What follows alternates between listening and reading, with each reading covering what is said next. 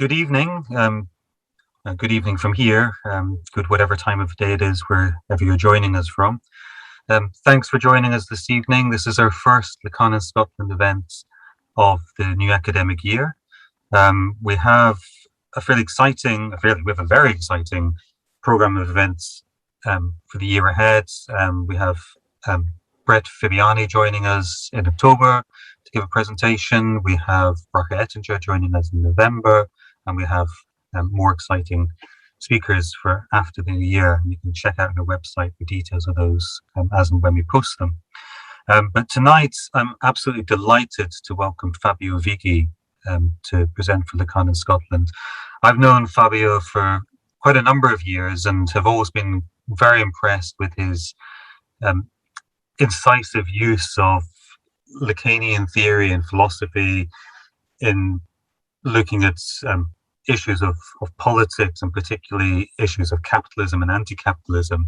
And I've seen Fabio present a number of times and have followed his written work, and it's of an unparalleled standard of incision. And I came across Fabio's work in relation to COVID and the pandemic fairly recently, and was blown away and equally unsurprised because I'm familiar with Fabio's work, and really there should have been no surprise there that Fabio was producing this very, very incisive,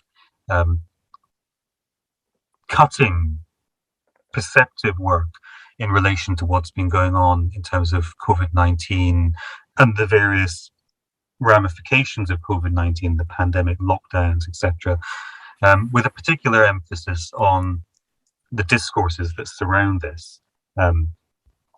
So I asked Fabio to come along and talk with us tonight. I think the things he has to say, the observations he has, are very important. They're not only important, they are not quite a lone voice, but close to a lone voice. I've been struck over the last 18 months with the lack of critical engagement from the Lacanian field, critical engagement from the left, with what's going on with COVID-19. So it's really refreshing to read someone who marries those two things, that theoretical insight and the power that can bring to an argument, but the desire to actually critically engage with what's going on right now. So it's an enormous pleasure to have Fabio here tonight. And without further ado, I'm going to pass over to Fabio. Okay, thank you, Callum. That's really kind words from you. I hope I live up to the picture you've painted, and I'll start straight away. Hope you can hear me fine. Let me know if you don't, and I'll adjust. But if it's okay, this talk is kind of informed by an essay that on the political economy of COVID that I wrote a few months ago. Right, and that has gained quite a bit of attention on the web and sparked quite a lot of debate, which I must admit surprised me a little bit, but here we are. I just want to try and connect the argument on the political economy of COVID that I developed in that piece with Lacanian discourse theory. So to try and, not an easy thing to do, admittedly, but trying to see where we can situate COVID as a discourse, right? Which perhaps is a discourse that is morphing all the time, changing, morphing maybe into something else that you're not yet aware of. Perhaps a new discourse, and I'm particularly struck by an expression Lacan used in Science and Truth, which is that of successful paranoia. So one of the links I will make towards the end of the paper is between COVID and successful paranoia as understood by Lacan in Science and Truth, which is a bit anecdotal, but hopefully we can follow that with a discussion, right? Because I think that's an open conclusion in many ways, and a very kind of speculative one, but So I'd like to introduce my talk with a brief quotation, right, from an email that I received today from somebody that I didn't know, a psychoanalyst, got in touch with me about my paper, my article on COVID and the economy, and wrote to me, "As a psychoanalyst, I know hypnosis when I see it. I cannot support anyone who uses hypnosis on people without their consent. Throughout human history, the idea of moral goodness has been used as a hypnotic weapon against the people. Control the definition of what is good, using mechanisms of shame and guilt, and you control the behavior of every neurotic who wants to be good. It's the oldest trick in the book." End of quote. So when I read this, it kind of immediately resonated with this notion of successful paranoia, the fact that we might be caught in some kind of successful paranoia, right, as something that requires us to live in a state of denial, maybe, or or collective hypnosis, even, right? Maybe we can use that term again. So, okay, we'll get to that again, maybe at the end. But the starting point for me is that we should place COVID within the capitalist discourse, first of all, right? Which was, as you know, presented by Lacan in between the late 60s and early 1970s. And in 2020, I sort of realized that to understand COVID, you need to follow the money, right, to put it simply, right? I think to get a full picture of what's going on with COVID, is the best thing to do is to follow the money. So it's not really primarily, I would say, about government, not about medicine, not necessarily about microbiology or bats, labs, or even eugenics. Arguably, this is all part of it, right? This is all part of what COVID is, but fundamentally, the economy for me is the COVID driver. And we could say that conversely, COVID is an economic driver, maybe the only real economic driver we have today. And by economy, I refer to political economy in the same way as Marx understood it, as a sort of totalizing social relation, which is also the way Lacan understood it, right, as a discourse or a social bond when he spoke of the capitalist discourse. So the first step is for me to think beyond the hopelessly limited sort of conceptualization of economy as a kind of superficial set of conditions, like we get in marginal utility theory or whatever is taught in mainstream economics today. And let's be clear about this. Capitalist economy is a deep structural social formation that, as such, really is anchored in the unconscious, right? So there's a strong relationship there with psychoanalysis, I think. With capitalist discourse, I'm referring to Lacan's infamous fifth discourse, which I'm sure you're familiar with, right? It was presented sketchily in some texts of the early 70s, like the Milan talk of May 1972. But it's also developed in his seminars, starting from seminar 16, also seminar 17, and partly seminar 18 too. So when people say, "Oh, but Lacan never really expanded, never really said anything meaningful about the capitalist discourse," I tend to think, hang on a second, in those seminars of the late 1960s, he said quite a lot about capitalism, right? Some illuminating references to capitalism and its critique. So first thing I want to do is try and pick out some key points made by Lacan in relation to the capitalist discourse, without necessarily getting into the algebra, right? Because I think that would make it too abstract. The thing that I think is important for me is that capitalism for Lacan constitutes a kind of new type of insidious mastery, right? He calls it a new master. Why insidious?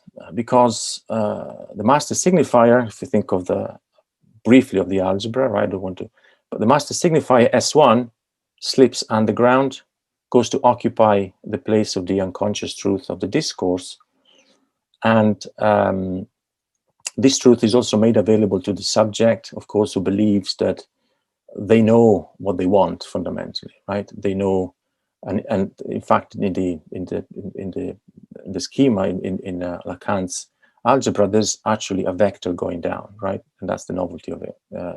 the difference with the other discourses. So the unconscious, in a sense, can be consumed, right? Can be enjoyed. I don't know, like a pair of shoes we buy or a McDonald's meal. So it is legitimate in a way to argue that the capitalist discourse is a discourse that aims to be without discourse, a kind of flat ontology, without breaks, without ruptures, precisely because, and Lacan is quite clear about it, because it aims ultimately to foreclose the unconscious, right?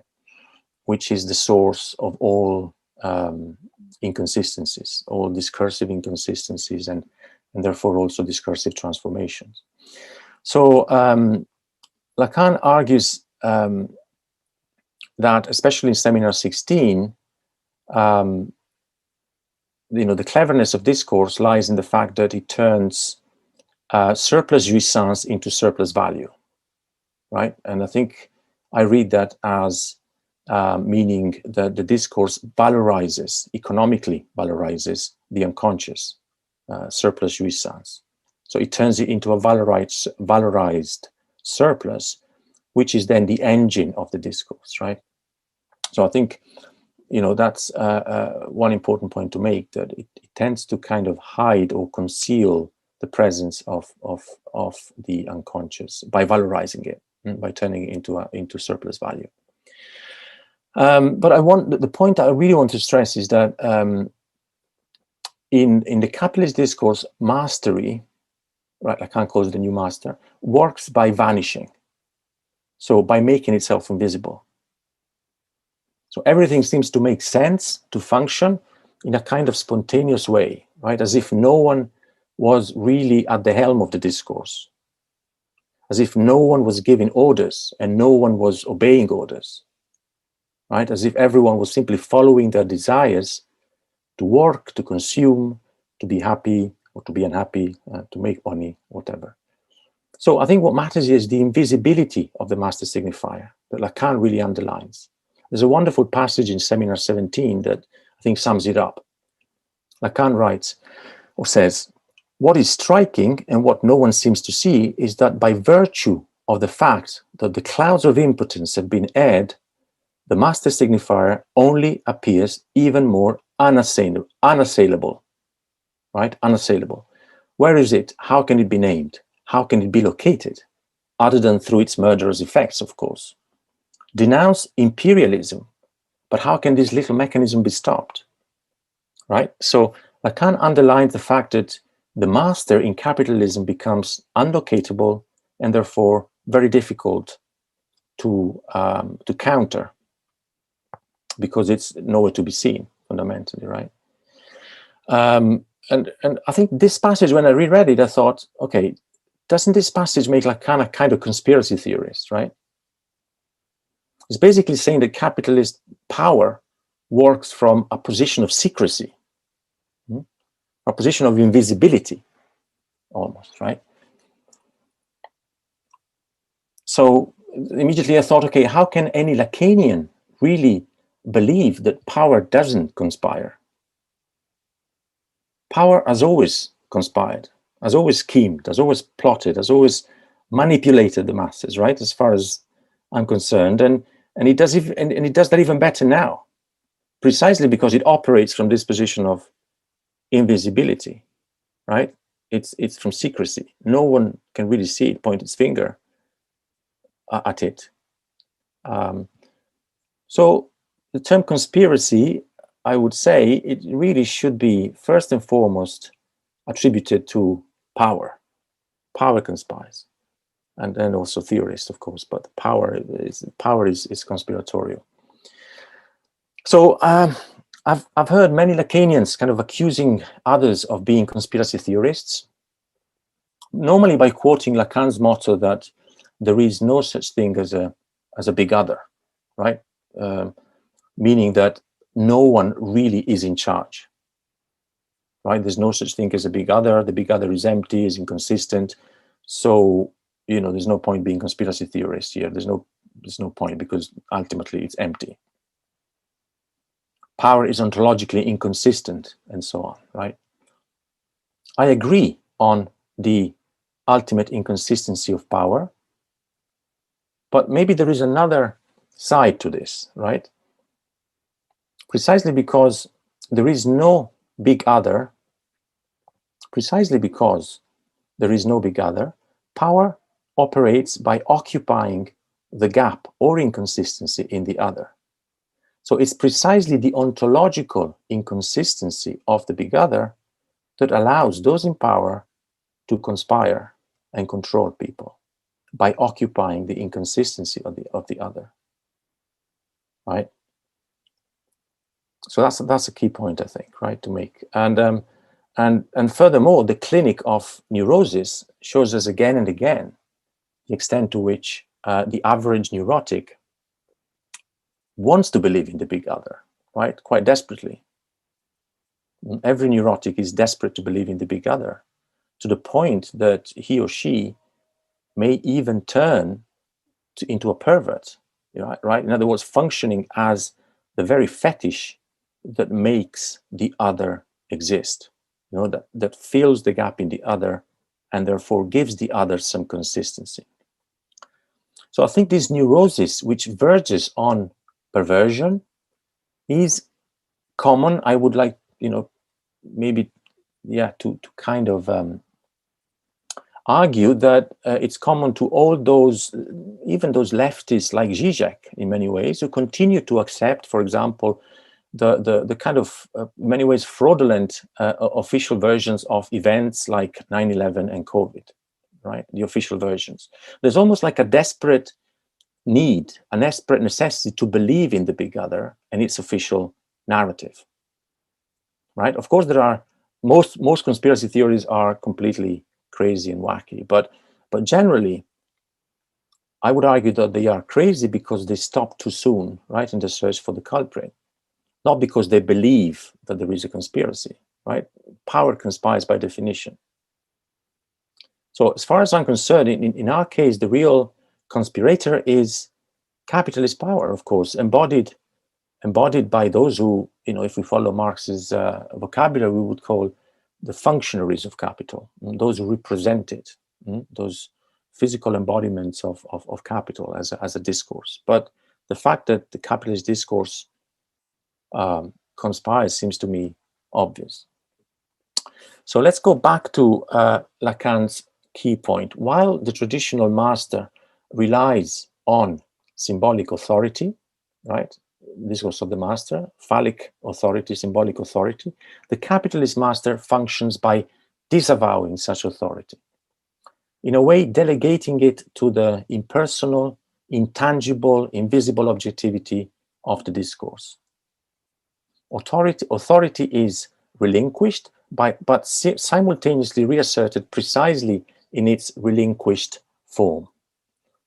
And Lacan's point is that this stratagem, this pretense that there is no ruling authority, opens up the space for the secret and kind of deeper manipulation of those who are almost hypnotized, right? Because they can't locate the source of this manipulation. Power is all of a sudden intangible and invisible. So I think this premise is necessary if we are to contextualize COVID as a monetary event. And I'm going to move on to my next point now, right? So to think of COVID fundamentally as a capitalist event, but more precisely as a monetary event, so a financial event even, right? So in a sense, here comes my conspiracy theory, right? Which is not really a conspiracy theory, but that's probably how it's going to be read. So to grasp how COVID is a creature of capital, I would say, right? We need to think of capitalism almost in a kind of Darwinian evolutionary sense. It is only interested in extending its discourse, right? Capitalism, whichever way it can. And I would say it's not even going to stop at anything, right, in order to extend the possibilities of its discourse. So in a sense, the crisis triggered by COVID is capitalism's most daring attempt yet to reproduce its own logic at a higher level of, I would say, technological complexity, and through different forms of mastery, maybe engaging different forms of mastery. Okay, so it's not like, I think Zizek wrote a couple of books on the pandemic, so instant books on the pandemic, when he wrote that, this is a mortal blow to capitalism. Like COVID is a mortal blow to capitalism. He quoted Tarantino, blah, blah, blah. Right, he made it clear. And I think it's the opposite, in a sense, right? It's not a mortal blow to capitalism, but it's what allows capitalism to kind of self-revolutionize once again, to reproduce its own logic in a different, even in a different discursive framework. So let's see how. Let's see why I claim that. I think that, first of all, in mid-September 2019, I think we need to go back to pre-COVID times, right? At that time, the financial markets were about to crash. Nobody seems to remember that, but they were about to crash due to a liquidity trap in a specific place called the repo market, right? Repo is shorthand for repurchase agreement. It's a huge reservoir of cheap loans, basically backed by collateral, by securities, right? So it's a pool of cheap loans used by banks to finance their investment. Fundamentally, they're betting in other markets. And what happened in September 2019 is that the repo interest rates went up from 2% to 10.5% in a matter of hours, which caused panic among traders, affected futures, options, currencies, and other markets where traders bet by borrowing from the repo market, right? So something needed to be done very quickly to stop this contagion, kind of financial contagion. We're not talking about the virus yet, right? It's financial contagion.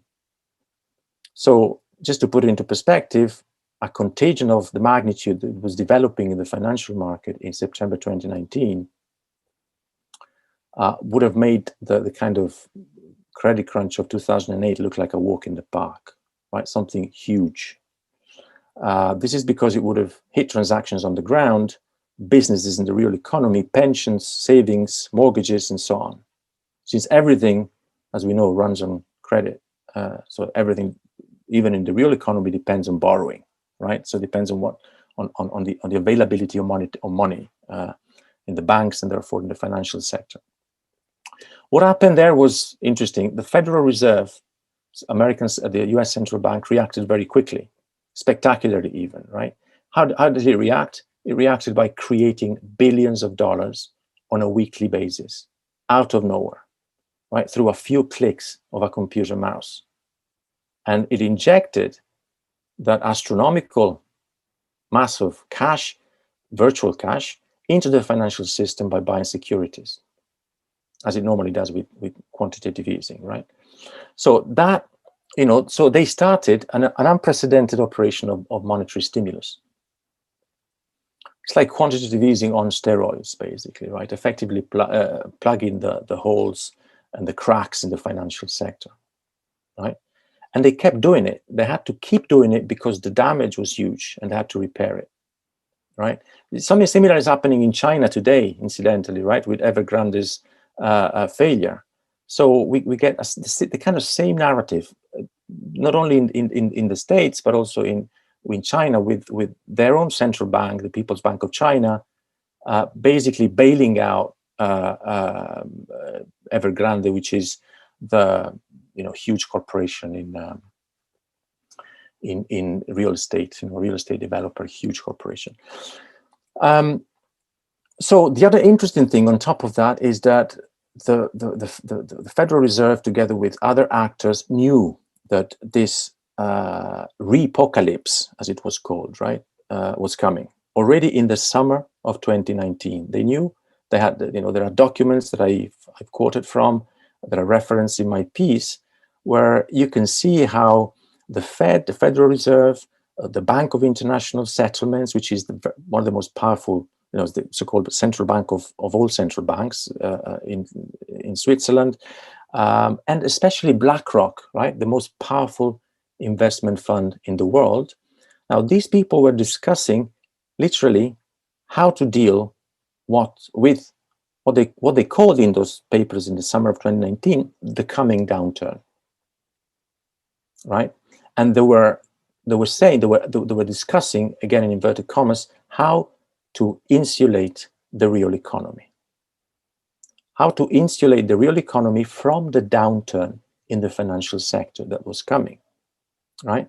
So there is a lot of evidence, I would say evidence hidden in plain sight almost, right? Suggesting a relationship of causality between finance and COVID. COVID as a global health emergency, right? And by extension between contemporary capitalism and its discourse and COVID. I'm talking about a kind of inverted causality, right? Not COVID causing financial crisis, as we were told, but the opposite, right? Financial crisis, the repo market collapsing in 2019, causing or triggering this global health emergency called COVID, right? My friend Todd Smith calls this the flu-nancial crisis, right? A pun that I'm sure would have made even Lacan giggle a little, perhaps, right? A flu-nancial crisis. So, brief recap. We have a major incident in the financial sector. We have the Fed following BlackRock's advice, pumping freshly printed cash by the cartload into Wall Street to prevent contagion from spreading. A couple of months later, we get COVID. And therefore, we get lockdowns, restrictions, essentially the freezing of the real economy, right? The idea here is that the real economy is put into a kind of induced coma. Why? Because lockdowns and the global suspension of economic transactions allowed the Fed to continue to flood the ailing financial markets with computer money, while avoiding, or rather postponing, the problem of hyperinflation, which would be and is the logical consequence of this massive monetary expansion, right? So I think what we need to understand is that, you know, the only way for them to diffuse contagion and therefore global chaos, right? Because contagion of this caliber would mean global chaos, was by throwing as much liquidity as necessary into the financial system, whilst making sure that all that cash remained frozen inside Wall Street, right? Didn't reach Main Street, because that would have caused the disaster. So the injection of this sublime mass of money, right? Sublime in the Kantian sense of unimaginable, right? We're talking about trillions of dollars, right? So huge amount of money, was only possible by turning the engine of Main Street off, like when we turn the car engine off before we repair it, right? And the reason for this is that switching off the economy drained the demand for credit and therefore stopped the contagion, right? Like imagine you're bitten by a poisonous snake, and the first thing you have to do is to try and stop the circulation of blood, as it contains poison, right? It doesn't have to reach the heart or whatever. So, you know, from the point of view of the capitalist discourse, right? Or we could say from the short-sighted capitalist mall, there was no alternative. Virtual money created as digital bytes of this amount of money cannot be allowed to cascade into or onto economic cycles on the ground, as this would provoke hyperinflation, a kind of tsunami similar to Weimar 1920s, or Zimbabwe more recently, or Argentina, only much more catastrophic because, you know, it would hit a global interconnected economy where the financial markets are all interconnected, right? And on top of that, also a stagnant economy. So my conclusion with all this is that the sorting out of the financial mess financial mess of this magnitude could only take place under the cover of a pandemic, which made sure that the circulation of money, in other words, debt, could be slowed down or controlled, like you control the water coming out of a tap. And this fundamental issue was ignored or rejected by most commentators, including progressive or radical leftists. Maybe it's because, I thought to myself, most leftists today have reneged on the Marxian critique of political economy, which Lacan himself, to his credit, engaged with, right, in those seminars of the late 1960s, despite being a conservative. Or maybe because today's discourse works by denial, by a kind of moral blackmail that has a sort of hypnotic effect on people and prevent them to raise issues which are central. Most people I talked to thought that the shutting down of the economy, right, in relation to COVID was intrinsically detrimental to capitalism as it hampers consumption and therefore profits, right? That's the kind of logical argument to have. But to me, it seems like it's exactly the opposite, right? The economy had to be turned off to avoid the capitalist Armageddon, the explosion of the whole house of cards. So that was capitalism's clever, as it, if you like, solution. And what COVID ultimately makes visible, I think, is that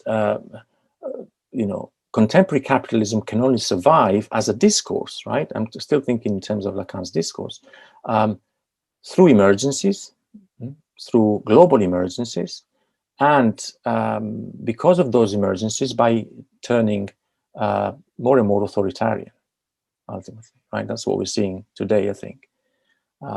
In that respect, maybe we can argue that COVID is kind of maybe a propaganda masterpiece, even, right? Which was dictated, masterminded, and executed by the capitalist discourse itself, right? And we're talking about, once again, the fact that it's emergency capitalism at its purest, right? Even at its more cynical, we could say, on top of that. So today, just to finish off with this bit of the argument, we can say that COVID continues to come in handy. And initially it served to insulate the economy, the real economy. More recently, it has overseen its tentative reopening, as we know, right, which is characterized by variants, right? So iterations of virus, fundamentally, of the same virus. Variants, submissions to the vaccination program, the COVID pass, and other biotechnological methods, etc. So, in 2021, the health crisis started looking like a kind of roller coaster with partial openings alternating with new closures due to mini waves, etc., almost like a global, I would say, role play where we have actors simply passing the buck to make sure that the emergency continues to circulate and at least somewhere in the world. Like I'm thinking of Australia today, for example, and New Zealand. I'm sure you've seen footage from Australia, what's going on there, but also in the US and also in Europe, in Italy and France, right? We have some incredibly draconian measures that have been implemented there in terms of COVID pass and work, right? We know that you can work only if you have a COVID pass. In other words, only if you've been vaccinated. Otherwise, you're completely cut out of society, right? Quite literally. And I think ultimately the reason for this is that without virus, our type of sort of senile, kind of finance-driven and finance-addicted form of capitalism would collapse, right? So we need emergencies so that we can keep going with the same routine of money printing, zero interest rates, and inflation of financial assets, etc., right? But what we're seeing today is also the effects of that, because the moment you open the economy or part of the economy, the kind of the opening of the kind of credit-based transactions in the real economy inevitably causes inflation to rise. Right, more money circulating more quickly, and inflation immediately rises, and that's exactly what we are witnessing today. And rising inflation means also impoverishment of workers, right, of people. We know that. As soon as this kind of astronomical amount of money created by central bankers and their magic wand, which is essentially debt, begins to circulate again. Inflation, which is not transitional, as they told us, today it doesn't look transitional at all, immediately goes up. At the same time, of course, the turbo capital of the transnational elites continues to expand in the financial orbit, while also absorbing, picking up the pieces of those businesses that it has depressed and destroyed in many cases, right? So that's, I think, where we are today. We are in this kind of perpetual state of emergency that, you know, seems to characterize contemporary societies, especially since 9/11, I would say, right? And it's allowing, right, I would say, the kind of controlled demolition of what we call the real economy, and even of liberal democratic societies. You know, slow demolition, right? We're talking about something slow, like you know, in Noam Chomsky's famous anecdote of the frog, right? If you throw a frog into a pot of boiling water, the frog comes out straight away. But if you put it in some kind of lukewarm water, and then you raise the temperature little by little, the frog is, you know, having a good time, having a good swim, but, you know, sooner or later, the frog dies. So I think, in a sense, we are in a similar situation today, and it looks as if there's no way out of this, right? It's very difficult to think of a way out of this deadlock, which in a sense looks more and more like a kind of catch-22 situation, because on the one hand we have inflation rising the moment we open the economy, right? Reopening of the economy means that more money is circulating, and therefore the inflation grows. But at the same time, central banks need to tame inflation, right? They know that they cannot let inflation run away, and they can only do that by deflating the economy, right? So we get this crazy mechanism whereby we get inflation, but also the deflation by draining credit. So by making sure that not too much credit reaches somehow the economy, right? They need to contain the disruptive effects of excessive money creation, which is what has characterized our time, especially from September 2019 with the crisis of the repo market. So most of us literally end up between a rock and a hard place, right? Squashed between price inflation of essential goods and the kind of deflationary liquidity drainage caused by loss of income and erosion of savings, right? And that doesn't put us in a good position unless we are you know, play on the market. The market keeps going up, but the real economy, of course, is in a totally different state. You know, we are kind of hostage to this perverse mechanism, which continues to benefit only the 0.001%, who we could say are also the puppet masters, are also directing operations, right? They're also controlling everything else. And one way of looking at this is that we are moving towards a new discourse, right? Which does not resemble the old capitalist discourse any longer, but it's still a capitalist discourse, but looks more and more like a kind of soft dictatorship, as somebody's called it, right? A kind of soft dictatorship. We, whatever looks like democracy is increasingly only the other side of some kind of direct, more or less direct authoritarian control.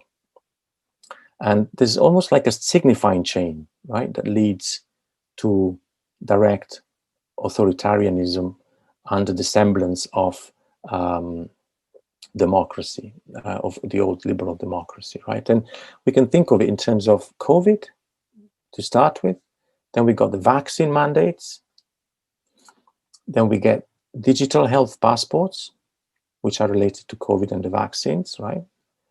Then we get digital IDs next, which might become obligatory, mandatory. And then eventually, some people say, right, quite a lot of people argue that now, we will get CBDCs, right? So central bank digital currency, fundamentally. So the plan could well be, which won't necessarily succeed, right? I'm not saying this is going to happen, right? This is probably a plan. This is something that is being planned. is to go from COVID to central bank digital currency, possibly after a major financial crash, right? Which would make the solution of digital money controlled by central banks almost inevitable, right? To save us from disaster, right? That would be the only way to save us from disaster. Essentially, a kind of monetary slavery, right? Which nevertheless would save us from something worse, right? So another emergency there. This would seem to imply, as I said earlier, the phasing out of free market capitalism and the start of something darker, a kind of high-tech feudalism. We could think of it in terms of kind of high-tech Middle Ages, right? And you know, I think this is where the capitalist discourse, as Lacan understood it in the 60s and 70s, is taking us, right? And it's not necessarily taking us because there's some evil guy a la Bill Gates who wants to take us there, but it's kind of going there by inertia. My argument would be that it's getting there by evolutionary inertia, right? It's just evolving and kind of in a kind of Darwinian sense, surviving. But to survive, it has to get there. It has to become more authoritarian. You know, this would be my argument. And I think this started not necessarily with COVID, but much earlier, when, especially when with automation, with technological automation, which has started destroying labor. So eliminating more labor than it could reabsorb, especially in the 80s with the third industrial revolution, digitization, you know, microelectronics. All of a sudden, we saw a kind of jump, a spike, where more labor was being made redundant than reabsorbed. Machines were used more and more, but of course that process, which is blind and anonymous, right, as the capitalist discourse, blind and anonymous, implies also that capitalism shoots itself on the foot, because on the one hand, individual businesses can make more profit through technological innovation, but the mass of value created diminishes, right, decreases, precisely because less and less labor is engaged, less and less wages are paid, and therefore there's a kind of fall in the mass of profits being made. So less and less value is created, which explains why the financial industry has grown exponentially in the last few decades, right? So massively, because it needs to compensate for the lack of surplus value, the lack of value created in the real economy. So, you know, it's a much more complex argument. That's what I'm trying to say, that it's not just that the COVID started all this, but it began much earlier, and it's part of what I would call a kind of an evolutionary trajectory that sees capitalism evolving, and not necessarily evolving in a nice way. So are we today then heading towards a sort of a return to a traditional form of mastery, right? This would be a question that we could discuss, right? Are we seeing a return to a traditional form of mastery, to a traditional discourse of the master as Lacan intended it? You know, when we see footage from Australia or from other parts of the world, when we think about the kind of blackmail and the coercion that's been going on recently, one thinks that maybe we are, right? There's a new master emerging here. Some people have mentioned Hobbes and the figure of the Leviathan, right, returning. But I think it's not necessarily like that. I think the best way to capture our discourse today is by referring to a phrase that Lacan uses in Seminar 17, which is the curious copulation, right, of capitalism with modern science, right? Lacan uses this really nice phrase, copulation between capitalism with modern science. So in a sense, you know, this kind of scientific authority that we're in, right, it seems to be what is driving the current discourse, what is kind of helping capitalism to refashioning itself beyond the obsolete liberal democratic order that it's leaving behind, beyond the kind of consumer utopia, the full employment utopia that we know it's not coming back, right? At least I think I know that it's not coming back. So we get, what kind of authority do we get? Who's driving this? And obviously we get the scientific discourse, which has the authority it has, right? The real science, the follow the science messages that we're bombarded with all the time. Now, in respect of science, Lacan argued that there are two sciences, right? Two types of science. There's the intrinsically authoritarian scientism that originates directly in positivism, which I would say today, a lot of it corresponds to what we are sold as the real science, right? Almost like a new religion in that respect, right? And there is the science that whose fundamental premise is that it must doubt and it must question everything, right? And I think that's the other science that Lacan refers to, almost like hysterically questioning everything, almost like neurotically. There's a kind of neurotic dimension to science that Lacan often emphasizes, right? So for Lacan, modern science is deeply ambiguous.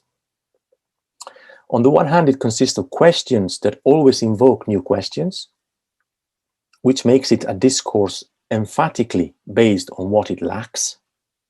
So it always lacks knowledge and it looks for new knowledge, right? But there is also a darker side, there is the science that attempts, Lacan is very explicit on this as well, to remove the very reference to lack that pertains to every discourse by imposing the positivist dogma of the universal calculability and quantification of reality, right? So, and Lacan stated again and again that this sort of scientific delusion implies precisely a violent removal or foreclosure, the kind of soutourage, as he calls it, of the subject of the unconscious, right? So the elimination, not even the elimination, the kind of a priori elimination, foreclosure of the unconscious. And, there's a quotation from 1974, Lacan interviewed in 1974 by an Italian newspaper. He says, "Science is in the process of substituting itself for religion. And it is even more despotic, obtuse, and obscurantist than religion," right? And I think that we're now at a stage where, in a sense, capitalism is kind of banking on the power of this science that is sold to us as real science, just as much as it capitalizes on health, right? Which is now probably the most profitable business in the world, especially after COVID. And I think we need to be very wary and of this kind of, as Lacan calls it, curious copulation, right, between capital and science, because maybe this is what is driving the new capitalist discourse, right, as it evolves into something else, into another form of capitalism, which maybe is based on a different form of authority. So, the problem is, once again, the problem of the cause, the psychoanalytic problem of the cause. Lacan makes the point that of course, the cause is the cause as truth, right? In psychoanalysis, is something that stumbles, that doesn't work. Not something that works, something that doesn't work. That is the cause as truth. Il n'y a de cause que de ce qui cloche. There is no cause unless something stumbles. Only something that stumbles is cause of something, right? So the problem that we seem to be facing is that we don't see that cause any longer, right? Everything seems to work. Everything seems to work despite its madness. And nobody questions it. Everybody seems to be engaged in denying, in asking any serious, real questions about this thing that is working, right? That is not working. And here is where this final notion of successful paranoia, right, that Lacan brings in Science and Truth, I think makes sense. So Lacan, just to finish, Lacan proposed that the suturing of the subject operated by modern science in its copulation with capital corresponds fundamentally to the foreclosing of the name of the father, right? So what is rejected without possibility of symbolic returns is the master signifier, the signifier of symbolic castration that oversees the process of elementary abstraction on which any subjective or social identity is based. This is what modern science seems to be doing. So here then the deadlock of scientific knowledge is linked by Lacan to the structure of psychosis, right? More precisely, the scientific discourse for Lacan would seem to give rise to a paranoid type of subjectivity, insofar as paranoid psychosis is based on the delusional image of a consistent subject who projects the perception of its own uncastrated structure into the field of the other. Here, however, comes an interesting twist, right? And this is where the notion of successful paranoia comes in. Alluding to a Freudian aphorism, Lacan, in Science and Truth, argues that modern science perhaps could be compared to a case of successful paranoia. Why successful paranoia? Because the name of the father is foreclosed, so rejected a priori, right? So the subject of the unconscious is excluded. And yet the scientific discourse seems to function, right? As it did function with COVID. So we can perhaps argue that our epoch, insofar as it is overdetermined by the capitalist signifier in conjunction with the scientific signifier, somehow does manage to hypnotize us, insofar as we continue to believe in the consistency and utility of the corporate-owned scientific knowledge, which is sold to us as real science, right? Which is, however, as the history of science demonstrates, by definition, a locus of delusion and error, and it should be seen, as a locus of delusion and error, because that's what science does. It proceeds by mistakes, right? It doubts. It's never certain about what it does, and so on and so forth. So ultimately, however, despite the convergence of capital and science and modern science with this kind of ideal of a kind of uncastrated truth, right, to emerge, Lacan also suggests in Science and Truth that since psychoanalysis is essentially what brings the name of the father back into scientific examination, science's successful paranoia is bound to be exposed as a lie, right? It's bound to fail somehow. For Lacan, of course, modern science remains at heart a drive, so fueled by its doubts, fueled by its frustrations, deeply fueled by its deeply unsatisfactory knowledge and its discoveries. And so maybe at this level, science remains irreducible to the kind of manipulation that I think we're seeing often today in relation to COVID, right? So I'm going to stop there, and then maybe we can discuss this further. I have some more things to say about the economy, but I'll keep them maybe for the discussion later on. That's brilliant. Thank you, Fabio. Sorry, just took me a minute to find my unmute button there. Fabio, I'm just going to kick things off with a very quick question. So picking up on one of the tail end of your presentation there, when you're talking about this idea of I mean, first of all, you paint a very powerful and quite pessimistic vision of the future, but you end on a positive note, in a sense that you say that the lie of science will be exposed. The inevitability that the lie will be exposed. And I guess I have two interrelated questions. My first question, simple question, is exposed to whom? If something is going to be exposed, there has to be someone there to witness that exposure. And going back to Lacan's discourses, if we think of the discourse of the master, what sits under the master, in the way Lacan pitches the discourse is the subject. So the subject is in the position of truth when the master is in the position of agency. And one way we might understand that is that any domain of mastery is always reliant on some kind of subjective endorsement, that without the subject or the collective subjectivity of any era supporting the master's mastery is unmaintainable. And I wonder, and I guess I'm going to preface this with an apology for being pessimistic against the optimism with which you end. But I wonder, one thing the discourse of COVID has done is disrupted the possibility of that hysterical position, that the subject no longer supports the master, the subject moves into the position of agency, and we have the hysteric position.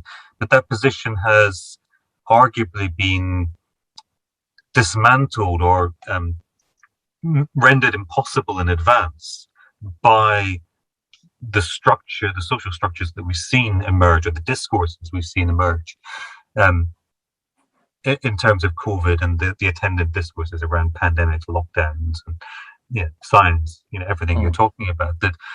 And it's actually become impossible in advance to question the authority, whether that be the political authority, the economic authority, or the scientific authority. If you question that, you're automatically put in the camp of the conspiracists, the mad people, the people who are simply crazy and not following these very sensible rules, which is to almost to castrate any opposition before that opposition has a chance to emerge. So I guess to kind of go back to try and put this in terms of a question, I guess what I'm saying is how realistic is the optimistic position that you land on? Yeah. I'm only optimistic because I'm kind of optimistic, if you want to call it like that. I don't think optimism and pessimism, I'm not sure whether I can endorse either. It's just that it's just this idea of the unconscious that springs from Lacan that I think gives me optimism insofar as I can say that in order to properly foreclose and therefore eliminate, if you like, a priori, right, the subject of the unconscious, which is the source of resistance ultimately, right? Do we agree on that? That the subject of the unconscious, insofar as it doesn't know, is the source of resistance, right? Insofar as there is something that is missing, that is lacking in there, it's what creates some sort of resistance to the uniformity of the narrative, etc. Right?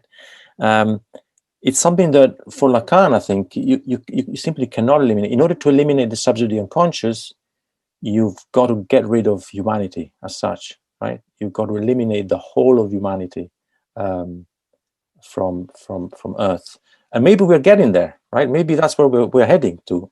Maybe we're going towards this sort of catastrophe.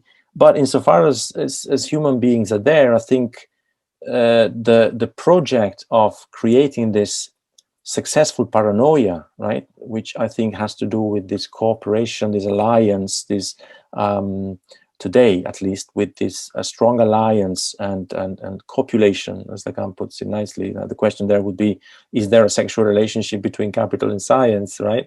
But okay, apart from that, I would say this project is bound to fail because the subject of the unconscious cannot be fully eliminated. And I'm not talking just about, in the kind of master and slave situation that you are referring to. It's not just the slaves or those who are under the master and the mastery that have to have recourse to the subject of the unconscious to resist, but it's something that also has to do with mastery, right? So my point here would be that whoever is driving this agenda, whoever is driving this propaganda, this massive series of lies that we've seen recently, I think I've seen anyway, I don't want to speak for everybody, but they also are confused. They also are not sure about what they're doing. They haven't got a clue how to get out of this mess, right? I think this is what I've kind of realized by looking at the economy argument. They don't have a clue. They are just tentatively moving, tentatively trying to find a solution, but they don't really have a plan B for the reason that I've exposed, because they are caught in this kind of deadlock, in this kind of catch-22. Whichever move they make, they get it wrong, unless something completely new emerges, I think, right? Unless a new discourse somehow is created. And in that respect, I have little doubt that sooner or later it will emerge, a new discourse. My only pessimism comes from the fact that it could be that for a while we won't see it, right? Because we are still being hypnotized, right? We haven't yet come out of this hypnosis, I think, which I was referring to at the start of the talk. But yeah, my optimism, going back to your question, has to do simply with the fact that I believe fundamentally in one thing, that there is such a thing as a subject of the unconscious that will disturb, right, and resist to any long-term attempt to control, manipulate, and the people completely. So that's the only hope I have, really. Does that in any way sort of answer your question? Like I'm holding on to the subject of the unconscious here, right? I'm holding on to that subject that I know is still there, and that in order to get rid of it, you need to get rid of humanity, I think, right? Once you got rid of humanity, you've also got rid of the subject of the unconscious. But until then, there is hope. Yeah, no, it's a but brilliant in terms of strategies, it's a different matter, right? I'm not talking politically or like I wouldn't know where to begin. Well, I mean, that was kind of going to be my next question, but I'm not going to ask a next question because Yeah. I'm very conscious about hogging the floor here, and I think All right. there are other people in our audience who do have questions. But I think the question strategy is a very important one, but possibly also a much bigger one than we can accommodate this evening. But maybe one we need to pick up later. But can I open things up to the floor? Has anyone else got questions or areas they'd like to take the discussion into? Kieran. Okay, thank you very much. Thanks for the talk. Just a short question. I'm just wondering, I didn't quite catch whether Fabio was suggesting that COVID was like, the short way of saying it is that capitalism always, it thrives on crises. Its crises are always its opportunities. But I was wondering, were you suggesting that a crisis came along and was used as an opportunity, or a crisis was engineered? And I think there's a big kind of difference there, because like, I don't think you are suggesting that somehow this virus was engineered. It was like there was like a level of planning there. So crisis from the other point of view of, like, say, a left point of view of like the crisis is also an opportunity from the other way around, perhaps, as well. I guess maybe you were alluding to that too. So it's just a short question. Yeah, no, that's a really great question, and I think that it's at the heart of what I'm saying in many ways. Now we need to think about yes, crisis opportunities. If COVID, came about as it did at the start of 2020, after the collapse or near collapse, really, or the really close shave in terms of a collapse in the financial sector in September 2019, then we can say that they were very lucky. The coincidence was incredible, right? Because it came at the right time. Just as now we see the so-called variants coming at the right time to prolong the money printing, right? Because that's what variants are doing fundamentally, right? They are allowing the central banks to postpone what they call tapering. So to postpone the slowing down fundamentally of the monetary stimulus, right? So if you look at what Jerome Powell is doing in with the Fed, is buying time. He's announcing tapering, but he's not doing it. Right? He's saying, okay, we'll start reducing the money printing. We'll start turning off the money printer in December. This is what we're waiting for. Everybody's waiting for this tapering, right? but he cannot do it. He knows that he cannot do it. He simply cannot do it. Otherwise, there will be chaos. Inflation will go up. He cannot even afford to raise interest rates to 2%, right? Because that would cause chaos as well, right? In the lending, in the borrowing markets, etc. So that's what I'm saying. That okay. Going back to your question, I think unfortunately I'd have to say that a level of planning was involved, right, from my angle. I'm not sure how. I haven't got the evidence. I haven't got any evidence. I really don't know. But if the crisis, if the virus came accidentally, then they did an excellent job at using it and at using it very quickly. They had everything ready, right? They did an event called Event 201 in October 2019, where they planned the event. They kind of planned exactly. They simulated exactly what happened a couple of months later. Exactly. So maybe it's just a coincidence, right? Maybe it's just a coincidence that everything fell into the right place, and then they kind of used the crisis. They used COVID in order to inflate the financials, to sort out the financial sector and close down the economy in order to sort out the financial sector. Or maybe some people say that it's a matter of diagnostic reclassification, for example, right? Sort of rebranding the virus. You give it's a virus, it's a flu virus, you give it a specific name and you start creating chaos. There are people who are, we're talking about mass psychology here, right? We are behavioral psychologists to know exactly what to do in order to create chaos and to create fear, the fear mongering, using a virus in order to create something much bigger. To me, there's a suspicious disproportion between the reaction to COVID and COVID, right? The reaction to the virus and virus. The reaction has been incredible. The use of medieval methods, right, like lockdowns, etc., to combat the virus is something that is, to me, very suspicious. And again, we go back to what I was saying earlier about conspiracy theories. Power conspires. It's always conspired, since the very beginning, since Roman times or earlier. Conspiracies have always been part of holding power and keeping power. And Lacan, with Lacan's perspective, you can see that it's even easier to conspire in a sense because power is invisible and it's intangible. Nobody sees where it is. Nobody knows where it is exactly, right? It's somewhere around us, but it's intangible. So that secrecy makes it even more likely that power is able to conspire and to do things that, to manipulate us psychologically, to hypnotize us, if you like, and to make us believe things that are not necessarily true. So that would be my answer. But of course, I haven't got any evidence, right? It's maybe we'll never know. Maybe we'll find out in 100 years.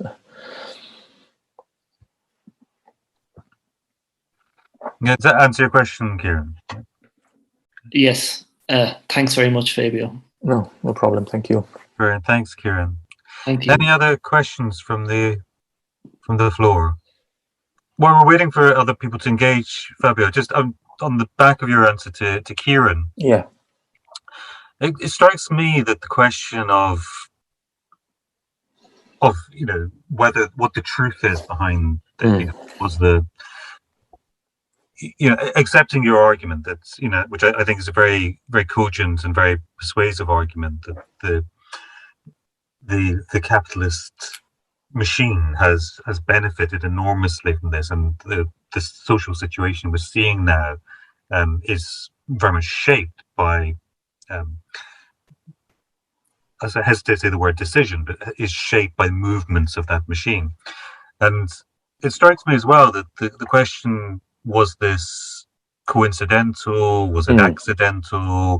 Was it planned and constructed? Is almost a distraction to what's going on, because we don't know. The fact is, people claim they have evidence in one direction, and people claim they have good grounds for suspicion in another direction, and it becomes a distraction to the real question of what is happening, and we start to get involved in this unanswerable question of what happened in the lab in Wuhan in 2019, and we will probably, I'm guessing here, but I would say we'll probably never know the answers to those things. So it's a distraction to the real question of what is happening to society.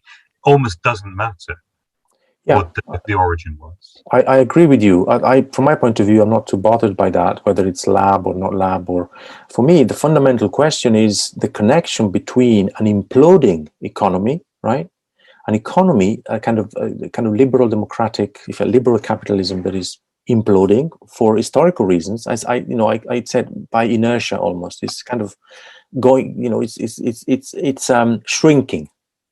The mass of value created by labor is shrinking, and that's a fact, right? That's real, and that has to do with I think it has to do fundamentally with the growing automation of production and the elimination of labor. And to me, the fundamental issue has to do with connecting that implosion, that shrinking of the economy, with the potentiation of the financial sector, which is one way to compensate for the loss of value in the real economy, as it were, right, in the old economy as we know it.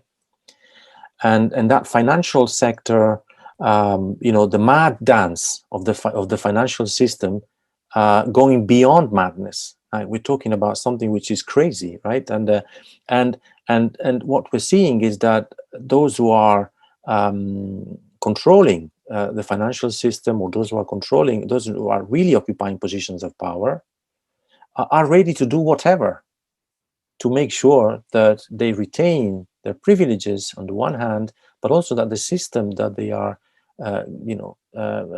attached to continues in one way or another. So my point here is that we shouldn't be surprised, right, that in the next months something equally dramatic, traumatic, like a new emergency.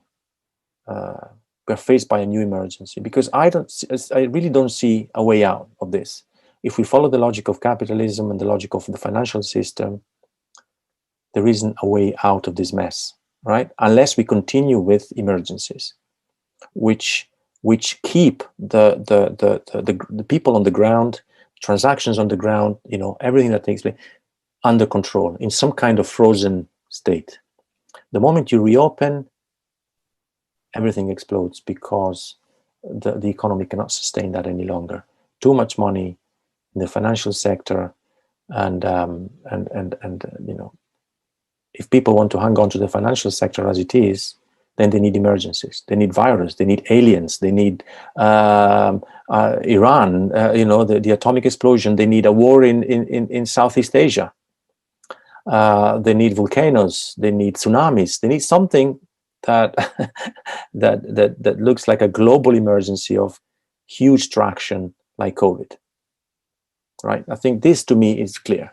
This is something that I think my problem with the left is that it has refused this argument. Right? It has completely kind of buried the head in the sand in relation to this argument that has to do with the capitalism trying to survive by becoming more authoritarian. So my problem with like even with Zizek, right, and is that it kind of accepts the naive, in a kind of naive way, right, that this has little to do with capitalism as a system that is imploding, right? And I think that's where I lost friends over this, But then that's part of the way I made new friends, but I lost others, right? Yeah, well, I'm glad you're making friends. I made new friends, yeah, I'm not. I'm just going to go, I've got more questions for you, but I'm going to go to the chat here. Hi. Hey, thank you so much for this event, Fabio, Callum, everybody. This is, as somebody who has also lost friends and family over this, and feeling in lots of ways like I'm not the crazy one. I'm just pointing out actual stats and logic, and it doesn't seem like anyone is willing to engage because there's this narrative that is so all-consuming. But I just appreciate this very well-balanced, and logical and data-backed kind of analysis here. I have kind of two related questions. One is, given that these power structures are kind of moving in this way to enact these larger plans, it seems like, they probably realize that, a lot of the fear mongering against, for instance, the unvaccinated is not necessarily warranted. Do you see that part of the plan to kind of create this two-tier society to exclude a segment of the population that won't comply is, just meant to distract, or is it actually part of keeping that lid on consumerism when, even as you reopen, you're reopening with a chunk of the population that can't work or can't consume?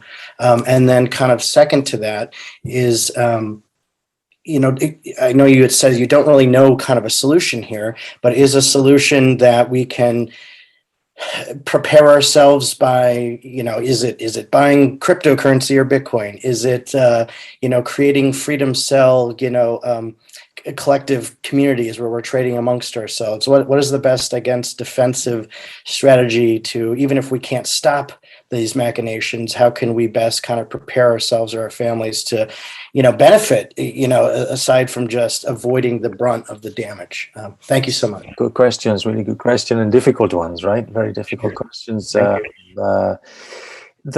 think they are trying to do, I think from what I've heard from, for example, in Italy and France, places like that, the vaccination is divisive, is creating a two-tier society. It's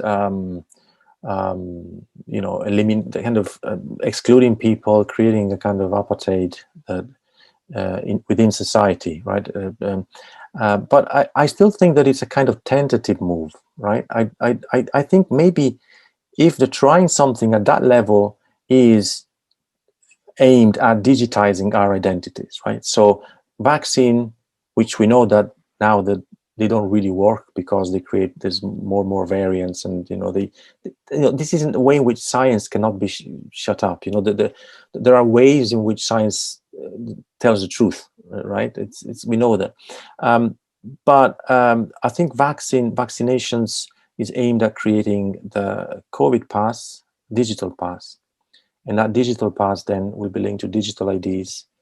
And eventually, the plan, they state it very clearly. If you read Schwab's books, right, he says it quite clearly that the aim, or even if you listen to Larry Fink, the guy from BlackRock, or others, they say very clearly that ultimately they want central bank digital currencies linked to our digital IDs, so that they know everything about us, right? What we do with the money, they can turn it off and on if we don't behave. A kind of social credit system like in China. They're really trying, right? So I think they are explicitly moving in that direction, and I think in that respect, I think the resistance against this COVID pass business, this green pass in Europe business, is crucial, right? It's crucial to at least delay that aim that they have, right, to create this digital society with kind of monetary slavery. So that's ultimately, I think, what they're trying to implement, right? That's what it's on their mind. I don't think they will necessarily make it, but they're trying, right? And that's what I was saying earlier. They're not necessarily so powerful to be able to do everything. They are also very tentative in the way they're moving. I think they don't really have a long-term plan necessarily, apart from, yes, relating our identities to digital IDs. But they know that it's not necessarily coming off. The other question, I really don't know. I don't know about Bitcoins and things like that. Whether a lot of people are obviously investing in gold and cryptocurrencies to prepare themselves for the devaluation to come, right? Or if you look at Bill Gates, he's buying land everywhere, and So the thing to do would be to buy land if you have the money, right? To invest in something solid, physical. Gold would be the other one, but ultimately, I don't think that would, if the real disaster happens, I'm not sure that will save anybody. I think it's more important to look at ways of preventing this bomb, right, from exploding. The bomb is ticking away in the financial system. We know that. If something happens in the financial system, it will make 2008 look like a walk in the park, as I said earlier. It will be a huge explosion. It will destroy our, everything we have. We won't have money in the cash points when we go to the cash points. We won't have, our savings will be destroyed, if we have any savings. And it's chaos, right? And then from that, you can see civil wars. You can see the worst of humanity, emerging. So it's a matter of diffusing that bomb ticking away in the financial sector whilst thinking of a different way of living together, ultimately, right? Organizing politically a different movement that can make human beings living according to a different discourse, which is not the one that we're following blindly now, like lemmings, which is taking us really to a bad place, I think, right, ultimately. So, yeah, I don't think I've got much more to say in that respect. It's being aware of it, being critical of it, and being aware of it, being prepared even somehow, right, for something that might happen in 2 or 3 months or in 2 or 3 years is already something. It helps us creating a different kind of relation with other people around us, I think. In my case, it changes the way I see other people, it changes the way I relate to other people. The moment I know that there's another way of living rather than this mad rat race that is kind of taking us over the cliff, so that's what I can say. Awareness is crucial, right? Critical thinking, critical awareness is crucial. Sorry, Dave, if I wasn't particularly exhaustive, but brilliant.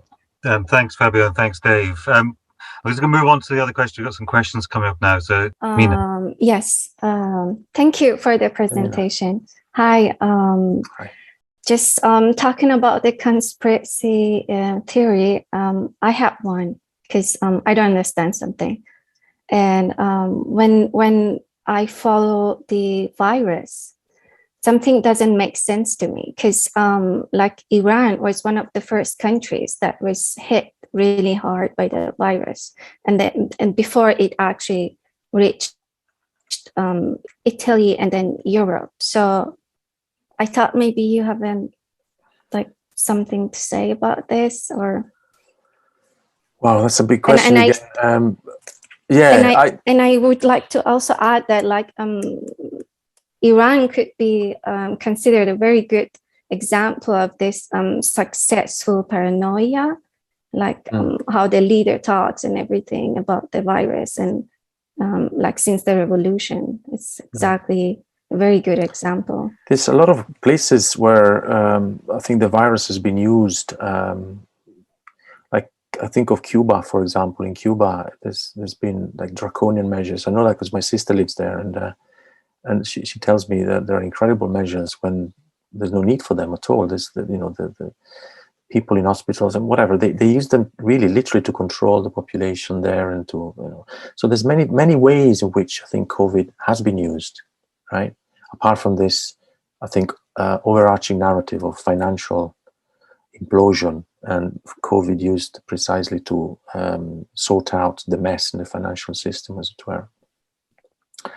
But there's so much for me. I don't want to get now necessarily into discussing the medical side of it because I'm not an expert. What I can say is that since more or less the beginning, for me, there were so many contradictions about the spreading of this virus that I suffered. I just couldn't believe that we were all believing everything that they were telling us about it, right? To me, the most obvious contradiction, just to say something very, very quickly, is got to do with the PCR test, right? The PCR test is something very ambiguous. It's used in a very, very ambiguous way. It's about it's about cycle thresholds. If you listen to what the inventor of the PCR test had to say about it, unfortunately, he died in August 2019. But, he said you can pick up almost anything with the PCR test. So old detritus of old viruses that have stayed with you but are totally harmless, you can pick them up and you can turn them into a virus if you want to. So it's an incredible tool for manipulation, right? You can rebrand almost everything you have inside you, even if you're absolutely fine. And this notion of asymptomatic carrier of the spreader of the virus, again, is something extremely suspicious, even in medical terms. What I found extremely, again, worrying is the way in which the real science has banned for so many months, right, any kind of debate. No debate were allowed, right, almost through a kind of moral blackmail, right? If you doubt this, you're inhuman, you're evil, you're a conspiracy theorist, or almost along the axis of some kind of political polarization, the left-right polarization, which is totally false, right? It's imposed. It's, again, another ideological. So if you're doubting this, you're with Trump, or you're a right winger, or worse, right? It doesn't stop. So all these strategies are telling me that there is something really fishy about the way in which this agenda has been imposed. Yes, I was also struck by the way the virus jumped, right? It jumped from China to Iran, then Italy, hitting certain countries, then others. But like, for example, around China, for a long time, there was no virus, Taiwan and things like that. There was no real reports of it. But in Iran, there were a lot of people dying. And in Italy, there was all of a sudden lots of people dying of COVID, right? I was also struck, for example, by images. That is probably the first time I really realized that there was something wrong. When I saw this footage from China, that people were literally falling in the street, like dying of COVID, but literally falling in the street. And I thought, wait a second, I never saw anybody dying of COVID, like in the street, like all of a sudden being hit by COVID, as it sort of shot by a gun, somewhere. And yet we were believing these images, right? And which were clearly, I think, cinema, right? Sort of actors playing their role. There's an incredibly good one, maybe you can still find it, where somebody is filmed falling down, apparently because he was dying of COVID in the street, but putting his hands forward in order to protect himself from falling, right? So that to me is acting.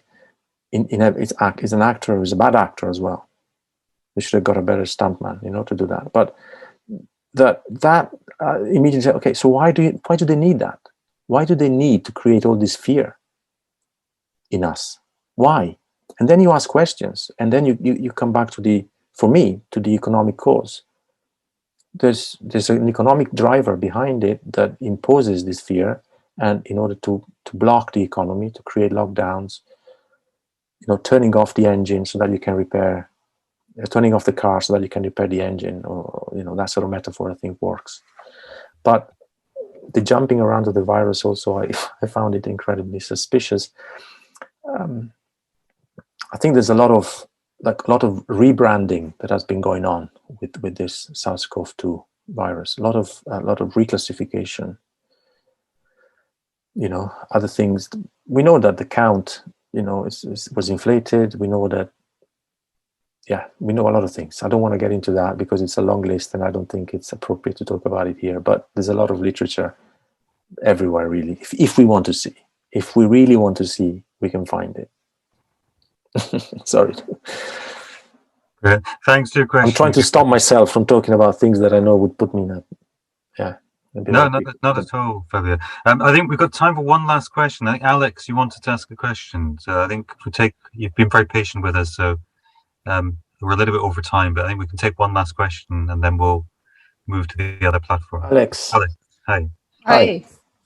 Can you hear me? Yeah, perfectly. Okay. Hi, Fabio. Hi, nice to meet you finally. We know each other. We know each other, by the way. I was one of the people who wrote you because, first of all, thanks for the Philosophical Saloon essay. I think it was great. I think you were very courageous and it was really on time. Someone does the economic work, which I am totally impotent to do.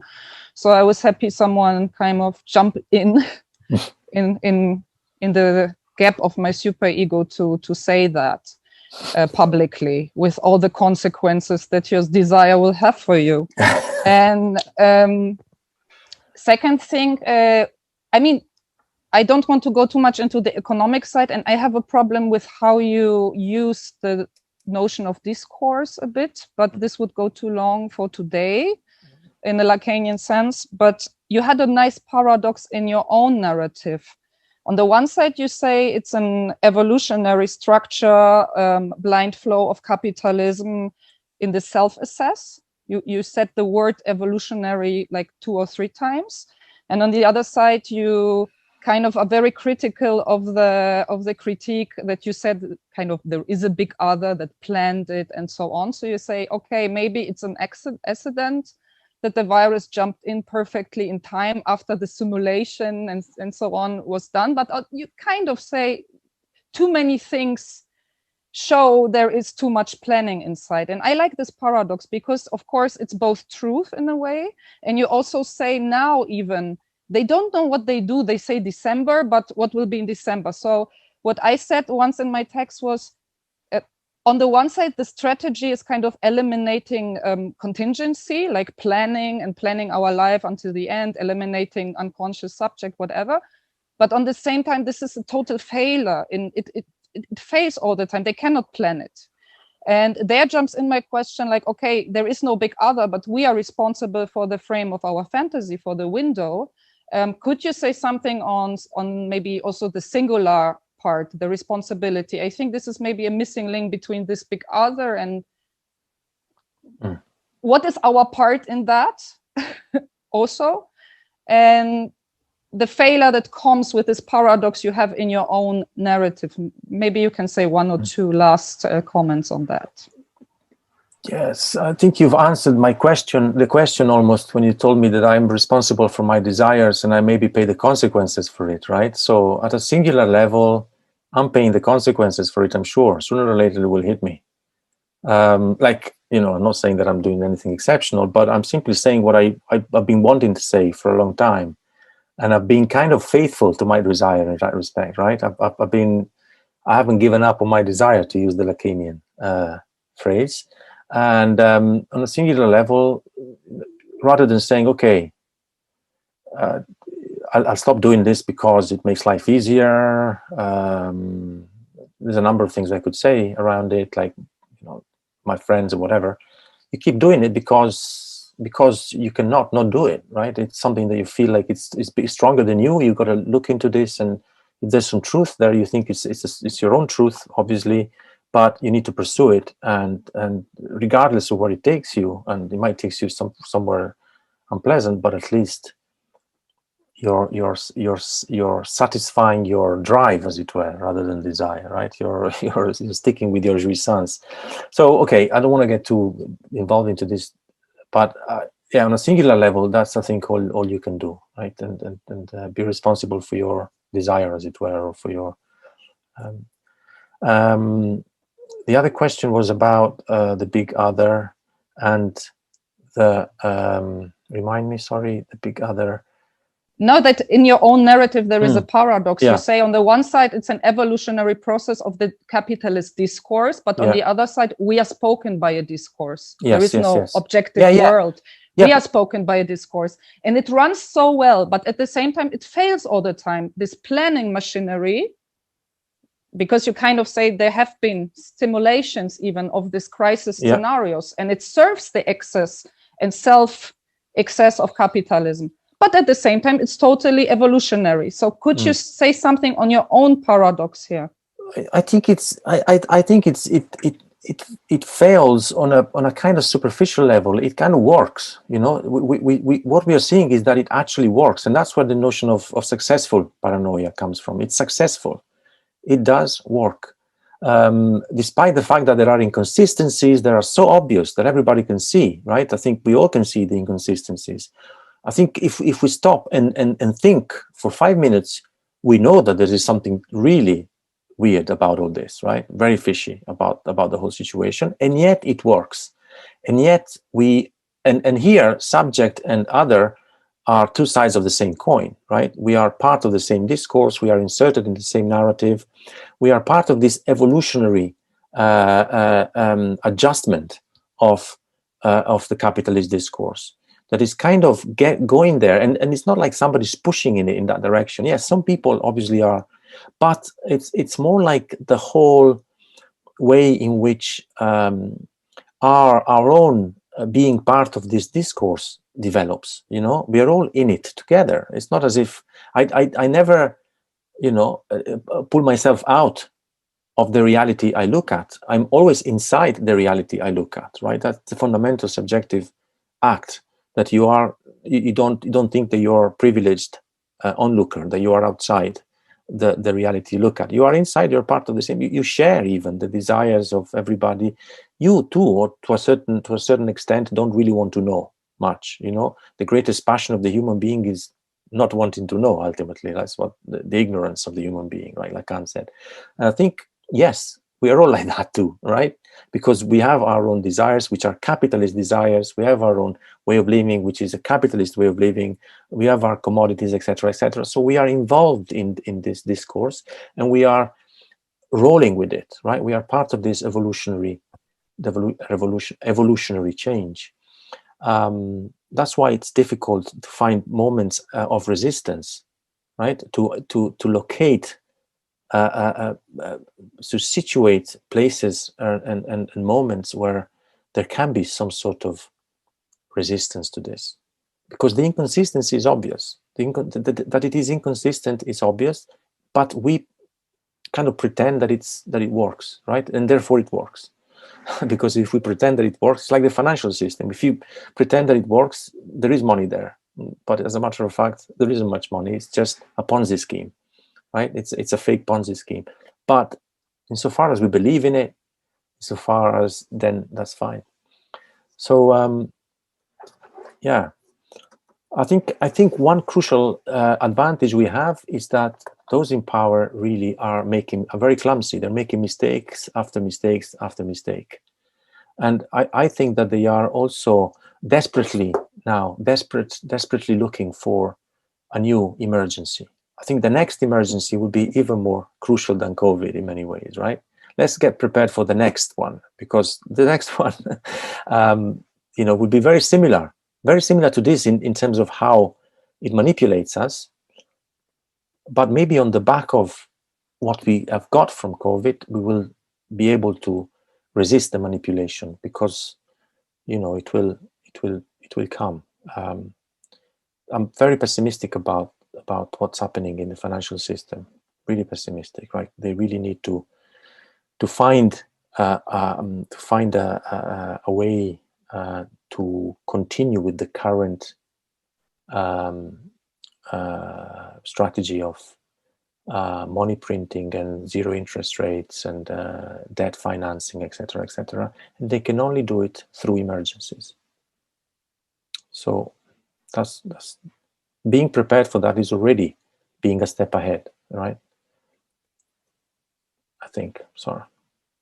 Sorry, Alex, maybe I didn't answer your question, but maybe it needs more time to think about it. And Fabio, I'm going to have to draw things to a close here because we've kind of run out of time. Thank you so much for this evening. It's been it was a fantastic and very lucid, clear talk, but also the generosity with which you received the questions and followed the line of thinking of the questions. It's been an absolute delight to host you. Thank you so much, and I do. Thank you for inviting me. I appreciate it. Thank you, and thank you to the audience for being so engaged. These events are always about the audience, so thank you for being there. I'd also, just to kind of before we finish this part, last bit on the kind of more formal side, we have, for those of you who've not attended Lacan in Scotland events before, we run on the final Thursday of every month. So please sign up at our website and you'll get notification. Our next talk is on the last Thursday of October. It's Brett Firmani, who's the author of this book. So he will be talking around the ideas in the book. The book is Psychosis in Extreme States. It's a fantastic book, and I'm expecting it to be a fantastic talk. So please do join us then. But for tonight, thank you to Fabio. Absolutely brilliant talk, Fabio. Thank you. Thank you, Callum. See you shortly. See you in a bit. Yeah.